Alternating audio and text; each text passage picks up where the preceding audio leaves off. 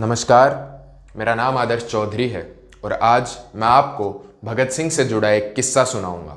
भगत सिंह की छवि हमारे देश में हमेशा से एक हिंसा प्रेमी के रूप में दर्शाई गई है, लेकिन जब हम भगत सिंह को और करीब से जानने के लिए उनके बारे में पढ़ते हैं तो पता चलता है कि असल में उन्हें प्रेम हिंसा से नहीं बल्कि किताबों से और फिल्मों से था। चार्ली चैपलिन के तो वे प्रशंसक भी थे और उनकी काफ़ी फिल्में देखते थे। हाल यह था कि कभी कभी तो वे चार्ली चैपलिन की फिल्में देखने के लिए अपने खाने के पैसे तक भी न्योछावर कर देते थे। भगत सिंह खुद भी काफ़ी मजाकिया थे। कभी वे राजगुरु के साथ तो कभी दूसरे क्रांतिकारी साथियों के साथ मजाक करते रहते थे।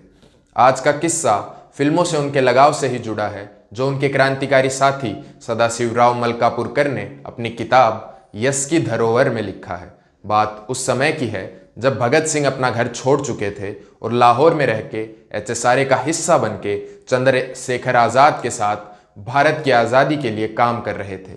उन्हीं दिनों एक शाम को लाहौर के ब्रेडला हॉल में पुराने क्रांतिकारियों को श्रद्धांजलि देने के लिए एक सभा होने वाली थी और उसमें मैजिक लालटेन से शहीदों के चित्र दिखाए जाने वाले थे। मैजिक लालटेन एक तरीके का प्रोजेक्टर होता है। भगत सिंह, विजय कुमार सिन्हा और सदाशिवराव एक ग्रुप में वहां गए। पर्दे पर चित्र साफ नहीं आ रहे थे क्योंकि मैजिक लालटेन का फोकस ठीक नहीं पड़ रहा था, अतएव सभा में बड़ी गड़बड़ी मच रही थी। भगत सिंह ने सदाशिव से कहा, सभा मंच पर जाकर जरा प्रोजेक्टर को आगे खींच दो, अभी सब ठीक हो जाएगा।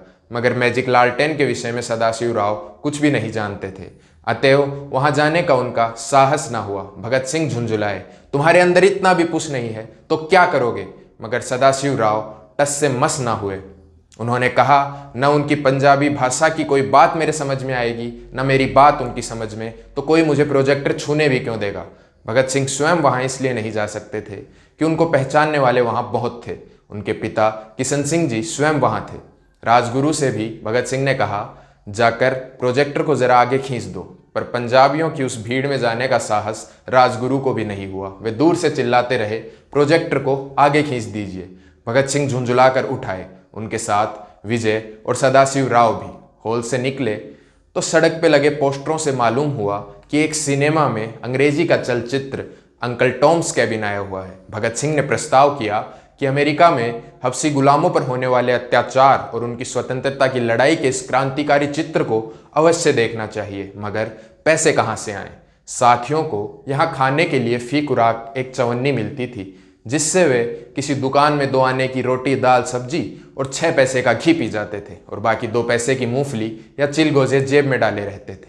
शाम के खाने के लिए या दूसरे दिन सवेरे के खाने के लिए 3 साथियों का 1.5 रुपया सदाशिवराव को दिया गया था। वह उनके पास पड़ा था। भगत सिंह ने ये पैसे उनसे मांगे, मगर ये खाने के पैसे भला वे कैसे दे देते, क्योंकि आज़ाद ने ताकीदन ये पैसे उन्हें दे रखे थे। भगत सिंह फिर बहुत झुंझलाए।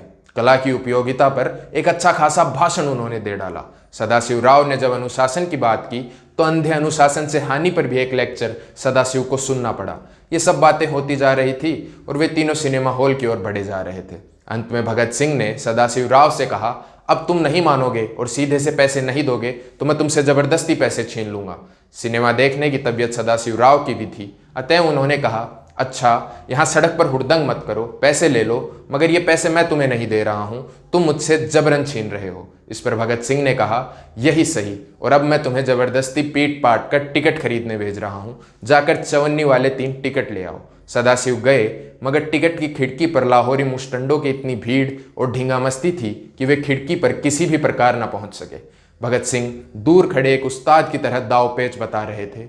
उन्हें बार बार भेजते और वो बार बार लौट आते। भगत सिंह बहुत झुंझुला रहे थे। अब सदाशिवराव झुंझुलाए और उन्होंने कहा, अब मैं नहीं जाता, तुम ही जाओ।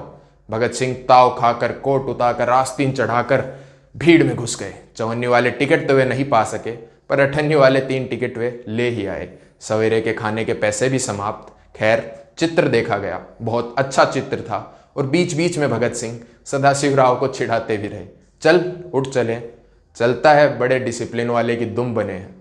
अड्डे पर जाकर चित्र की तारीफ करके और क्रांतिकारियों के लिए उसकी उपयोगिता पर एक लेक्चर सा झाड़ कर भगत सिंह ने आज़ाद को इस प्रकार पटा लिया कि पैसे की बात ही नहीं उठी और इन लोगों को दूसरे दिन सवेरे भी बाकायदा खाने के पैसे मिले। भगत सिंह ने सदाशिवराव की ओर देखा, आंख मारी और मुस्कुरा दिए।